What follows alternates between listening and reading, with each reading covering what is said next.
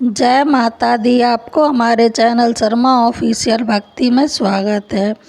आइए सुनते हैं राधा अष्टमी व्रत कथा। राधा माता गोलोक में श्री कृष्ण के साथ रहती थी। एक दफ़ा कृष्ण भगवान को गोलोक में राधा रानी कहीं नज़र नहीं आई। कुछ देर बाद कन्हैया अपनी सखी विराजा के साथ घूमने चले गए। यह बात जब राधा रानी को मालूम हुई तो उन्हें गुस्सा आया और वो सीधे कन्हैया के पास पहुंची। वहां पहुंचकर उन्होंने श्री कृष्ण को काफ़ी भला बुरा कहा। राधा रानी का यह रवैया भगवान श्री कृष्ण के प्यारे मित्र सुदामा को बिल्कुल अच्छा नहीं लगा। श्री सुदामा ने उसी वक्त बिना कुछ सोचे समझे राधा रानी को पृथ्वी पर जन्म लेने का श्राप दे दिया।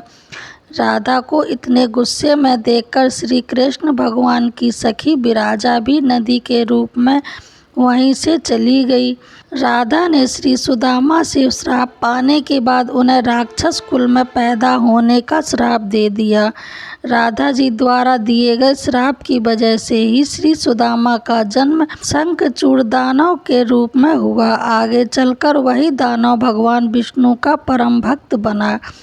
दूसरी तरफ राधा रानी ने पृथ्वी पर ब्रजभानु के घर पुत्री के रूप में जन्म लिया। राधा रानी का जन्म ब्रजभानु जी के घर तो हुआ, लेकिन उसकी पत्नी देवी कीर्ति के गर्भ से नहीं।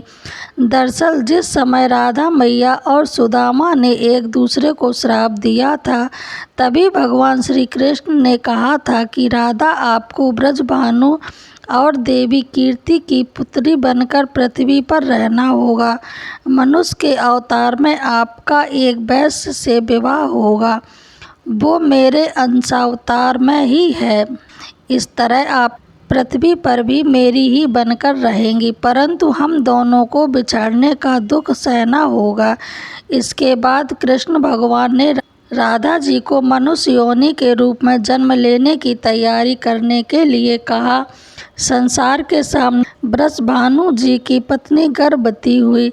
जिस तरह एक बच्चा दुनिया में आता है, ठीक वैसे ही देवी कीर्ति का भी प्रसव हुआ। लेकिन असल में राधा माता का जन्म देवी कीर्ति के गर्भ से नहीं हुआ था।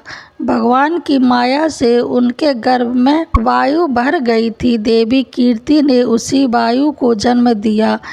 इस दौरान उन्हें प्रसव पीड़ा हो रही थी और वहाँ राधा माता के रूप में एक प्यारी सी कन्या ने जन्म लिया। भाद्र मास के शुक्ल पक्ष की अष्टमी के दिन राधा मैया का धरती में जन्म हुआ था। तभी से हर साल इस दिन को राधा रानी के रूप में मनाया जाता है। राधा अष्टमी का महत्व। राधा अष्टमी का सनातन धर्म में बहुत महत्व है। इस दिन राधा रानी की पूजा की जाती है और व्रत किया जाता है।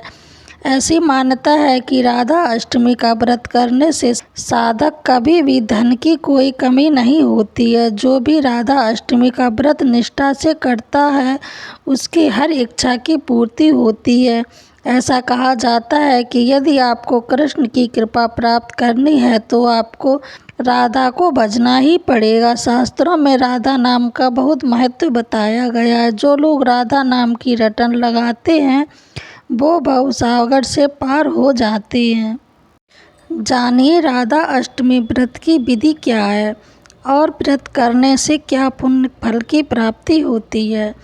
श्री कृष्ण भक्ति के अवतार में देव ऋषि नारद ने एक बार भगवान सदाशिव के श्री चरणों में प्रणाम करके पूछा कि श्री राधा देवी लक्ष्मी देव पत्नी महालक्ष्मी सरस्वती अंतरंग विद्या वैष्णवी प्रकृति वेद कन्या मुनि कन्या आदि में से कौन है।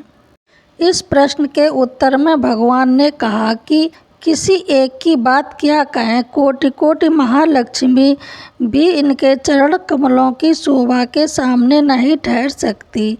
इसलिए श्री राधा रानी जी के रूप गुण और सुंदरता का वर्णन किसी एक मुख से करने से तीनों लोकों में भी कोई सामर्थ्य नहीं रखता। उनकी रूप माधुरी जगत को मोहने वाले श्री कृष्ण को भी मोहित करने वाली हैं।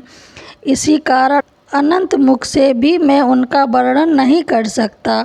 भाद्रपद मास के शुक्ल पक्ष की अष्टमी के दिन श्री राधा रानी के चरणों के दर्शन होते हैं। उनके कमल चरणों की सुंदरता का वर्णन कर पाना किसी के लिए भी संभव नहीं है। श्री राधा रानी अष्टमी व्रत की विधि। अन्य व्रतों की भांति इस दिन भी प्रातः सूर्योदय से पहले उठकर स्नान आदि क्रिया से निवृत्त होकर श्री राधा रानी जी का विधिवत पूजन करना चाहिए। इस विधि श्री राधा कृष्ण मंदिर में ध्वजा, पुष्पमाला, वस्त्र, पताका, तोरण आदि व विभिन्न प्रकार के मिष्ठानों एवं फलों से श्री राधा जी की स्तुति करनी चाहिए।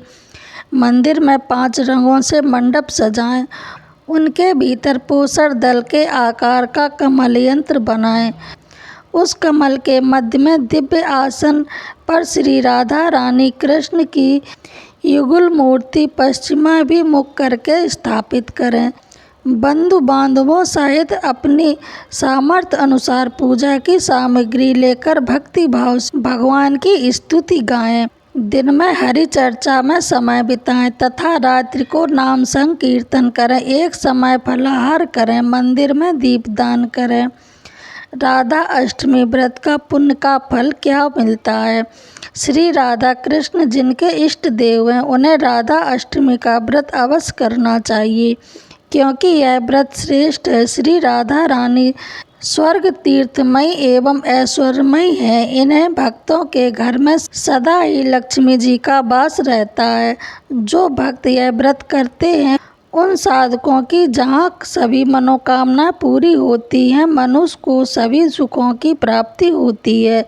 इस दिन राधा रानी से मांगी गई हर मुराद पूरी होती है। जो मनुष्य श्री राधा रानी के नाम का मंत्र का स्मरण एवं जाप करता है वह धर्मार्थी बनता है। अर्थार्थी को धन की प्राप्ति होती है।